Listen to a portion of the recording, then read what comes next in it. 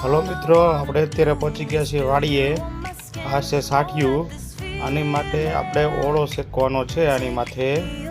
તો ચાલો આપણે ઓળો બનાવવાનો છે આજે.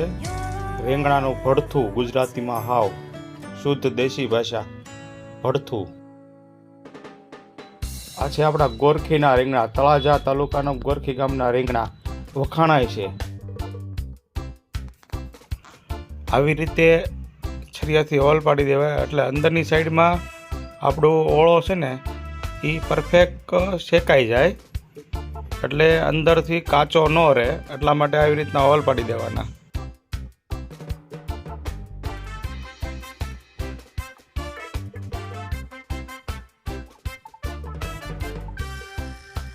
અત્યારે આપણે હોલ પાડી દીધા છે અને આને શેકવા માટે આપણે લાકડાની અંદર મૂકી દઈશું. આ છે હાઠિયું માથે.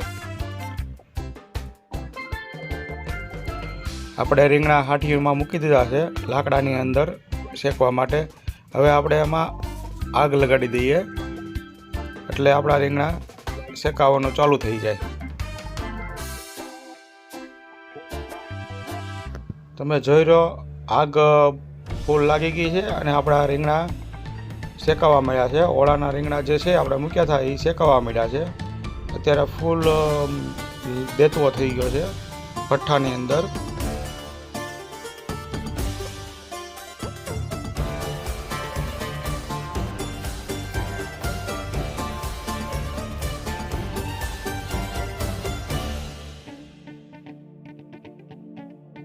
આપણા રીંગણા શેકાઈ ગયા છે અત્યારે.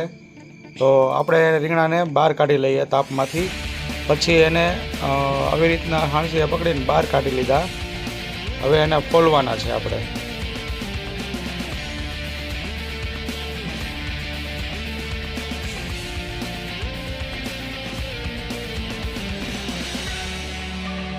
દોસ્તો, અત્યારે આપણા રીંગણા શેકાઈ ગયા છે અને એને ગરમ ઉપરથી જે બળી ગયેલી છાલ હોય એ અત્યારે આપણે કાઢી નાખવાની છે એમાંથી.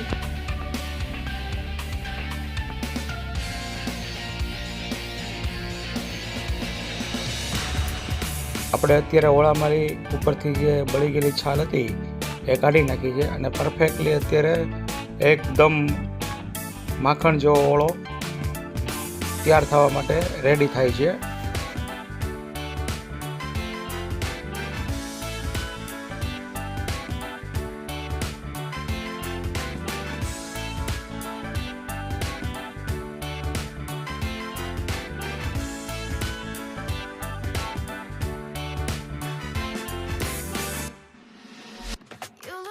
તો અત્યારે આપણે ચૂલો જગાવી લીધો છે.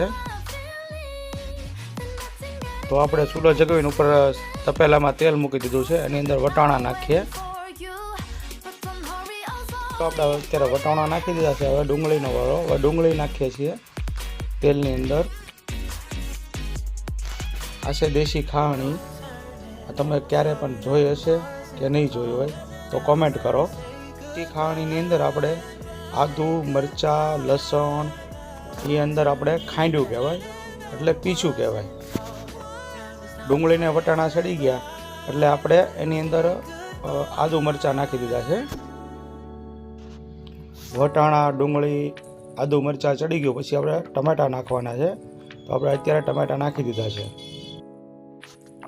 ઓળાને જેમ તમે હલાવો એમ પરફેક્ટ મસાલો ચડી જાય છે.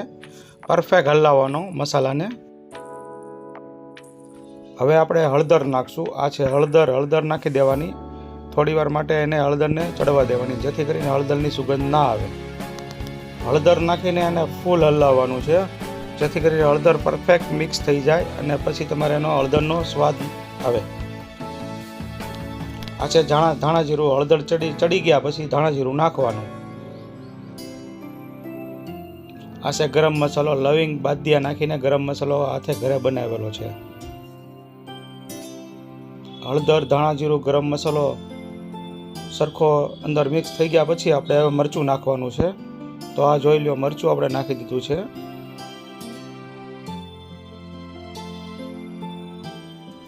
તો મિત્રો, આ છે ને અત્યારે આપણે મરચું ચડી ગયું છે.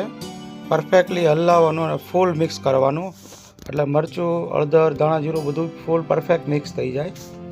જેથી કરીને ઓળાનો સ્વાદ આવે. હવે પરફેક્ટ બધું ચડી ગયું છે. હવે મીઠું નાખી દઈએ આપણે. આપણી ગ્રેવી કમ્પ્લીટ થઈ ગઈ છે. હવે ગ્રેવીમાં આપણે ઓળો નાખશું. પરફેક્ટલી પરફેક્ટ ચડી ગઈ છે ગ્રેવી. હવે એની અંદર આપણે ઓળો શેક્યો હતો એ ઓળો અંદર નાખી દઈએ, જેથી કરીને આપણો ઓળો કમ્પ્લીટ થઈ જાય, પરફેક્ટ ચડી જાય.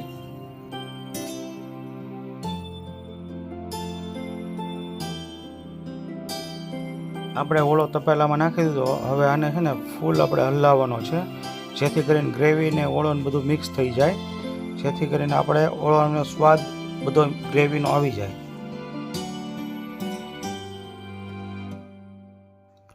આપણો ઓળો કમ્પ્લીટ થઈ ગયો છે. હવે એની ઉપર આપણે કોથમરી નાખી દીધી, એટલે કોથમરી એટલે ધાણા. અંદર આપણે કોથમરી નાખી દીધી છે. કોથમરી નાખીને આપણે આને હલાવીને ઉતારી લેવાનું છે.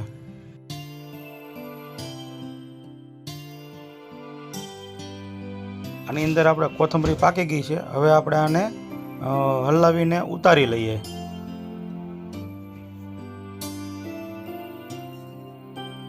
ફાઇનલી હવે આપણે ચૂલા ઉપરથી તપેલું ઉતારી લીધું છે અને એની અંદર ઉપરથી ધાણા નાખી દઈએ, એટલે ધાણાનો ઉપરથી સ્વાદ આવી જાય. અંદર તો આપણે નાખ્યા જ છે ને પાછા ઉપરથી નાખી દેવાના અંદર ધાણા. જો કેવો મસ્ત ઓળો લાગે છે, મોઢામાં પાણી આવી જશે. હવે ફાઇનલી રોટલા બનાવવાનો વારો આવી ગયો છે. દેશી રોટલા ચૂલા ઉપર. જો રોટલા મારા કાકીએ પાણીમાં લોટ નાખી દીધો છે. અમારા કાકી રોટલા બનાવે છે. જો મોટો જબ્બર રોટલો, એક થાળી જેવડો રોટલો થાય. મસ્ત રોટલો બનાવે છે મારા કાકી.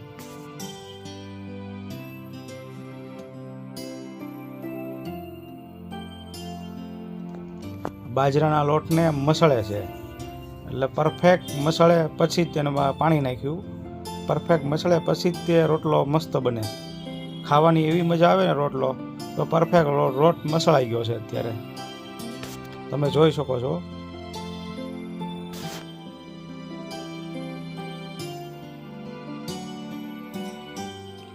હવે લોટનો ગળિયો બની ગયો છે પરફેક્ટ. મારા કાકી છે ને એ લોટને, બાજરાનો લોટ છે એને ટીપશે, ટીપીને હમણાં રોટલો મસ્ત બનાવશે. આ છે વાડીની મોજ.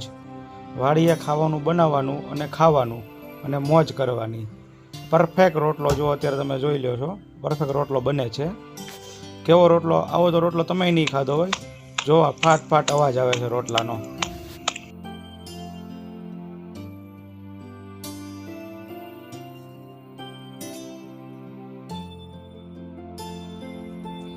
ફાઇનલી આ રોટલો બની ગયો છે.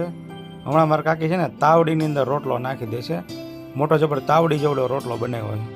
જો પરફેક્ટ રોટલો થઈ ગયો છે. અને આ ચૂલા ઉપર રોટલો બને છે. તમને ખાવાની એટલી મજા આવશે ને, ન પૂછો વાત તમે. રોટલો ચડી ગયો છે. હવે તમે અમારી ચેનલને લાઇક, શેર અને સબસ્ક્રાઈબ કરો.